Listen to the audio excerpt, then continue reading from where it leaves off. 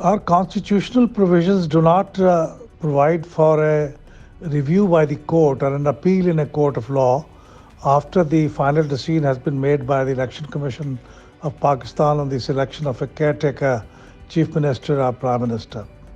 The process ends there. It's a three-step process, and if the leaders of the House and opposition in the outgoing Assembly and the Parliamentary Committee do not agree on the selection of a person, then the matter automatically gets referred to Election Commission, and they have to pick a person out of the four names which come to them in the case of provincial assemblies, and that has to be one of the four persons. They cannot import any new person. And that decision has been made, and Election Commission has sent the name back to Governor. Governor has taken oath, so process has come to an end.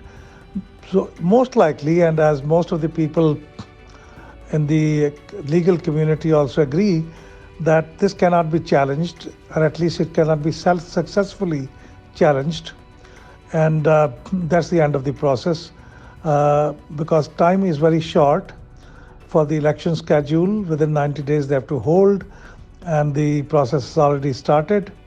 So therefore there won't be time for any further wastage of time on litigation, and since the provisions are very clear in the Constitution.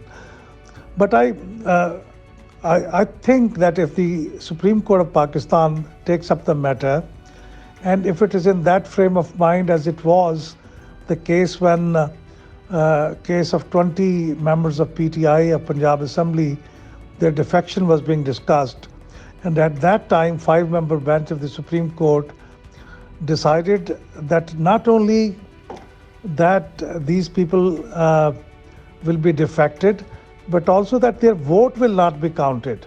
And that is something which was not written in the Constitution.